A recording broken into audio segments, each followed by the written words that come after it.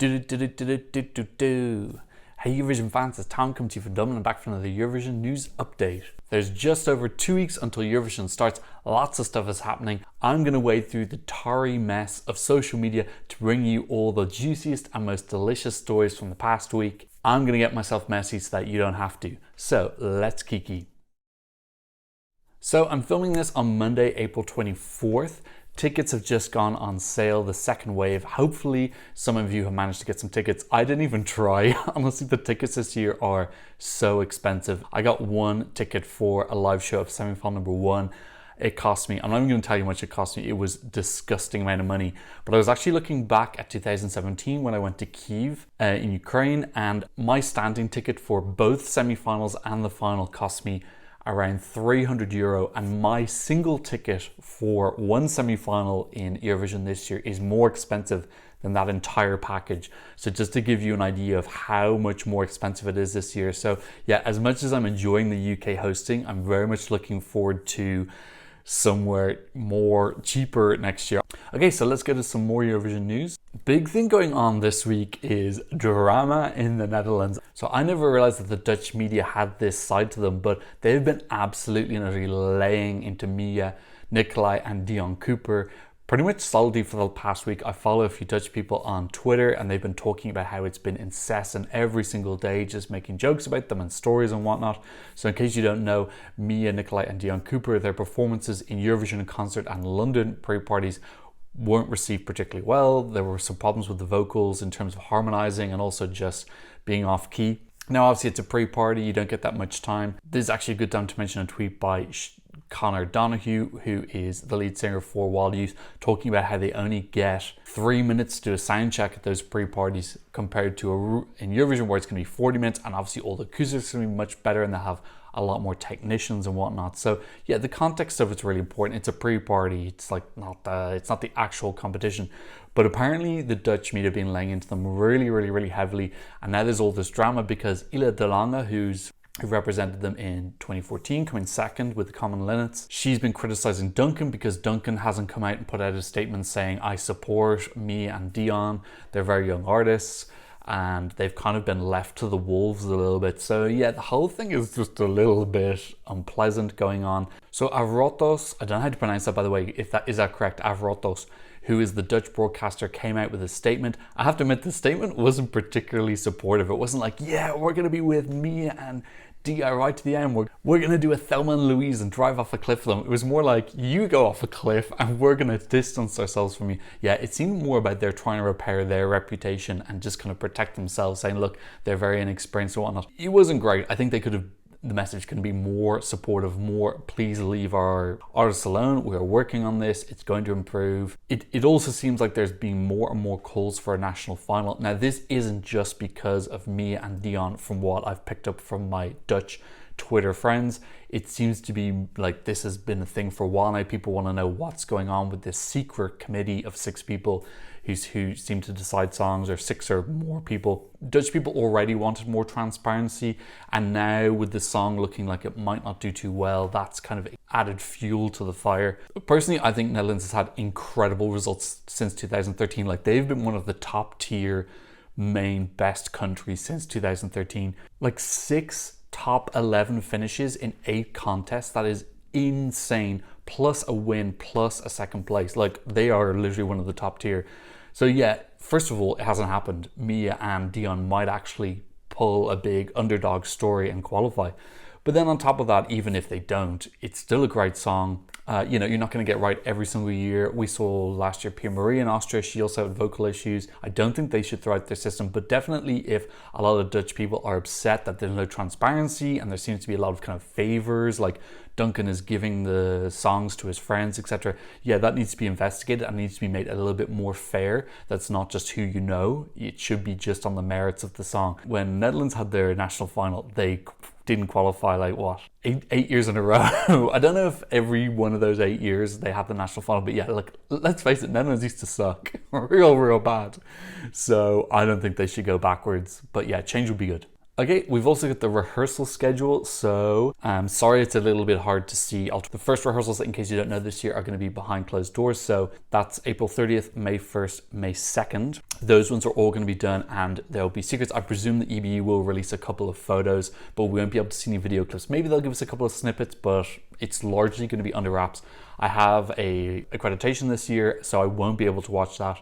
I will be able to watch the rehearsals on May 3rd, 4th, 5th, and 6th. Although I won't be able to watch the big 5 first rehearsals which happen on May 4th. I presume that they'll blank us out for that. But yeah, I am going to be on site this year, so I will be arriving on the Monday, so I'll be doing on-site coverage from there. So I'm looking forward to that. That's exciting.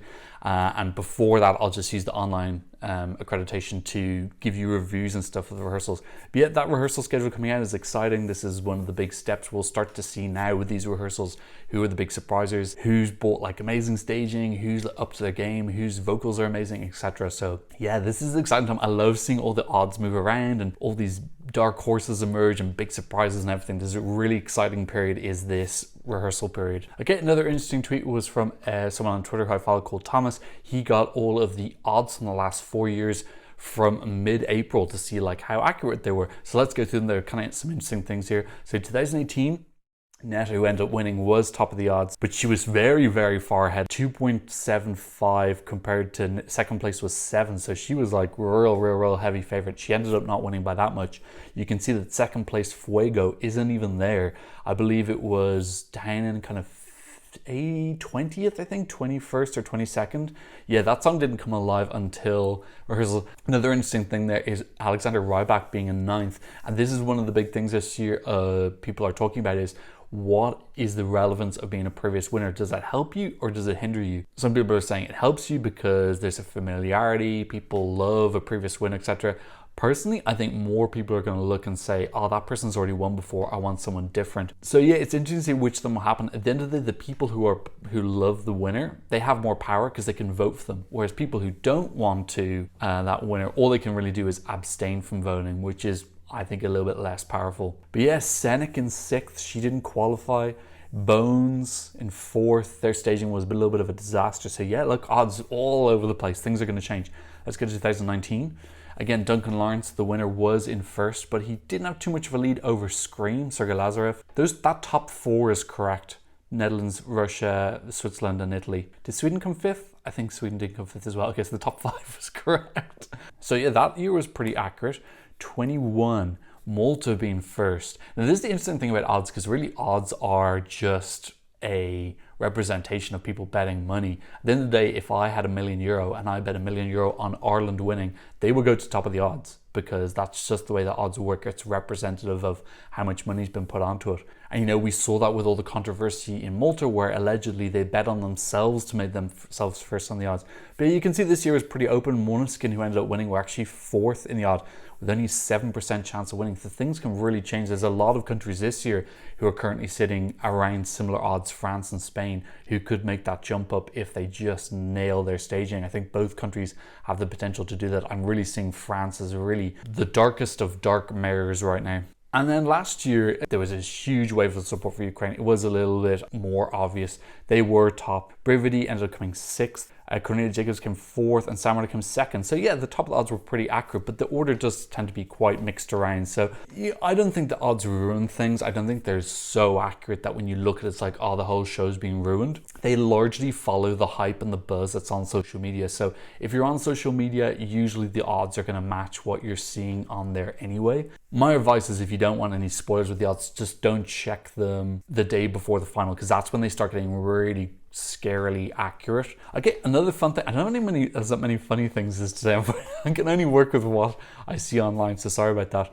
But this is how much it costs to vote in each country. Yeah, I just thought it was interesting that there's like all these different numbers for different places. You may note that San Marino can't vote because they have the same telephone line as Italy, so you can't tell whether a phone call comes from Italy or from San Marino, and vice versa. Someone actually mentioned that on one of my previous videos, that theoretically people from San Marino could vote for themselves in the Italian televote, but I just don't think it's enough people who are thinking like that. But yeah, if you want some cheap phone calls, go to the UK. It's only 15 British pence to vote. That's a bargain. Ukraine's cheap as well. Again, also 17 cents. And the most expensive is Estonia, which I find it really random. It's €1.70 to cast a vote in Estonia. Bloody hell. Yeah, you wouldn't want to be voting 20 times for someone. Second is Switzerland, 122. Okay, well, Switzerland's expensive, we know that. And then third place, I think, is Romania, 119. Yeah, I'm a little bit worried about Romania. I do feel like we're potentially going to lose them in the next couple of years. It's weird that Romania does so badly in Eurovision recently and Moldova are on such an incredible streak. I wish that Moldova would give them some tips and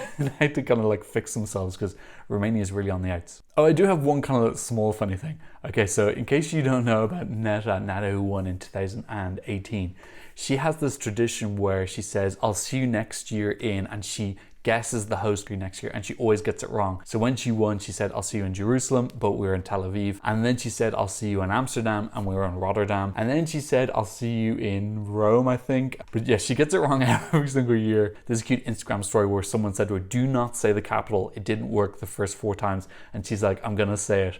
So who could be the host country next year? Like if Sweden win, I don't know if they would host in Stockholm again, because Stockholm was 2016, Malmö was 2013. I would imagine they might go to Göteborg, who knows, or they might have another sort of, maybe they'll just say, screw it, let's go back to Stockholm again. I have to admit, my first Eurovision in 2016 in Stockholm was amazing. It was so good. Oh, I think going to your first Eurovision anyway is mind-blowing, but when it's also one that's so well done with the hosts and the staging and everything. If Finland win, Helsinki, I would imagine. I think it's been long enough since 2006 that they would go back to Helsinki. France, who knows where it could be in France? They have so many options. If you use Ukraine, hopefully Kiev, but who knows? Fourth in the odds are Norway. Oslo was 2010. I wonder would they go somewhere different like Bergen or Trondheim or something like that to mix it up.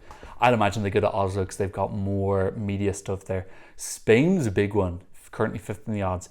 You have no idea where to go in Spain. There's so many options like Madrid. I'd imagine Madrid maybe for the first one, but then Barcelona as well, Valencia. Actually, if Spain hosted, it would be impossible to get tickets and it would be so expensive. You can imagine the queue for the tickets would be like 300,000 people. No matter who's hosting next year, it's going to be all great cities. So we have to wait. Basically, whatever Netta says, it's not going to be that place. It's going to be somewhere else. So she has the ability to curse a capital city. Are we in a streak of not having capital cities host now? Yes, we are in a streak, aren't we? When was the last capital that hosted? It was Lisbon in 2018. Okay, that's all the Eurovision news I have for you today. A little bit slower week, but yeah, this is kind of a slow period of Eurovision.